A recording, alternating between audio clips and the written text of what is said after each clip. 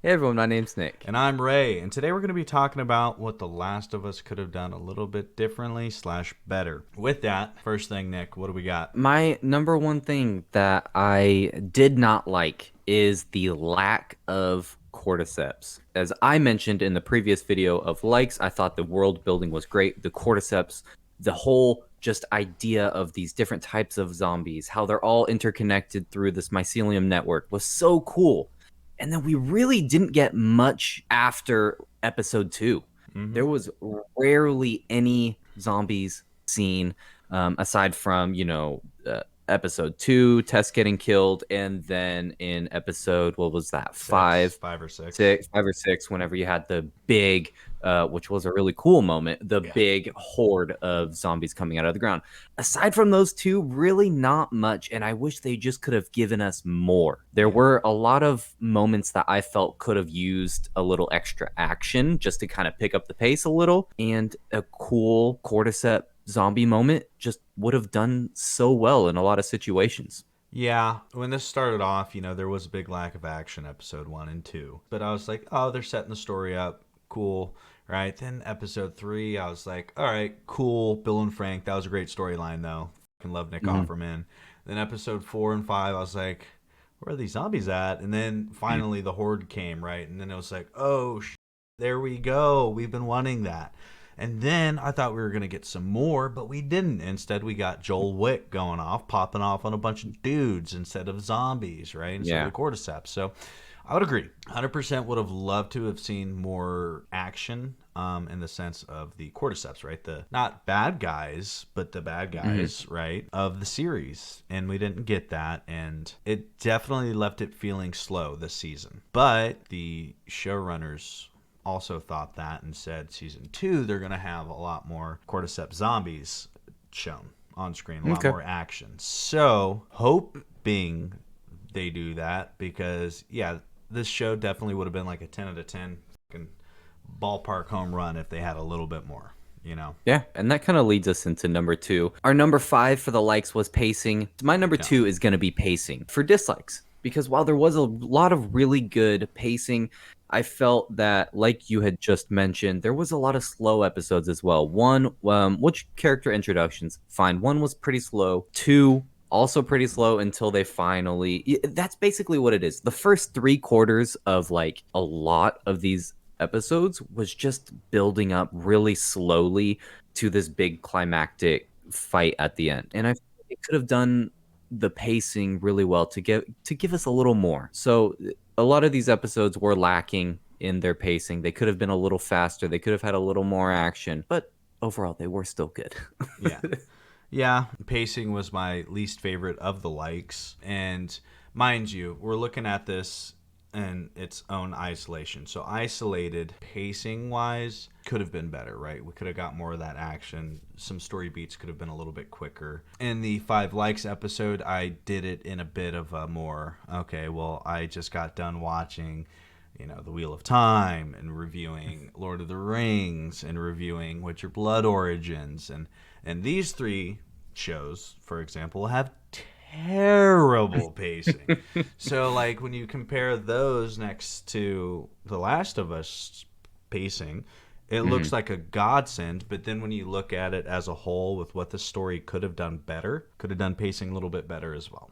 And I Yeah. would agree. Now, what is our final thing that they could have done better? What can we tell HBO to do better? These professional writers, showrunners, what can we advise them on and guide them to? Yes, in my professional opinion here, I did not like that they basically gave us 2 filler episodes in a 9 episode season. As far as a show is concerned, this is a short show. 9 episodes is a very short season to me.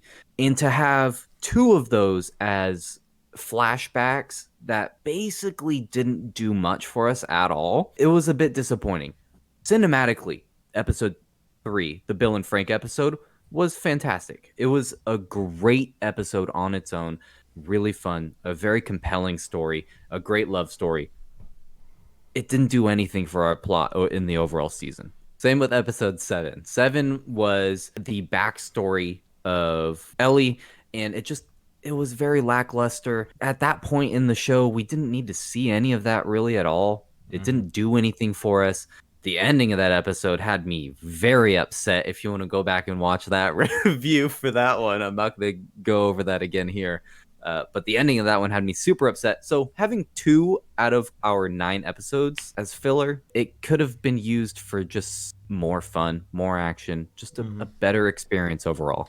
Yeah, I would say the biggest reason I'd agree here is the fact that episode 7 I disliked and thought was needless for the most part. They could have done that in 5 minutes. They didn't need Mhm. 45 minutes for it. Whereas the Bill and Frank one, I'm glad that was in this season. I am. I thought it really set up like how it helped with the world building a lot. I felt like, with that, since it is a 50-50, I really liked one. I really disliked the other.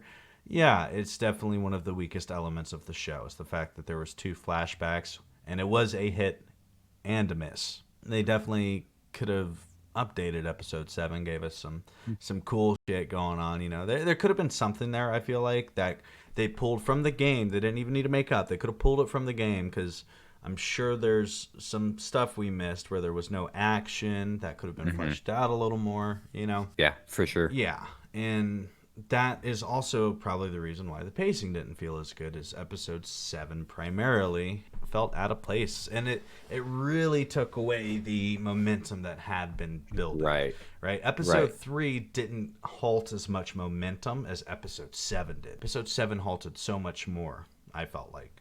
Oh, for sure. On the heels of episode 6, where you have Joel getting stabbed, and it's like, oh man, what's gonna happen to him? How are we gonna resolve this? And then we get a whole useless flashback that doesn't even give us this awesome ending scene, and it was just a useless episode. It didn't need to be there, in my opinion, or it could have been done in a different way. For But sure. overall, still a fantastic show.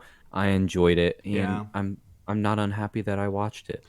Yeah, I'm really happy with the way the show turned out, as the majority of Americans are, considering its viewership figures. So, or the world, even. I don't know. Point is, great series. There wasn't much for them to improve on.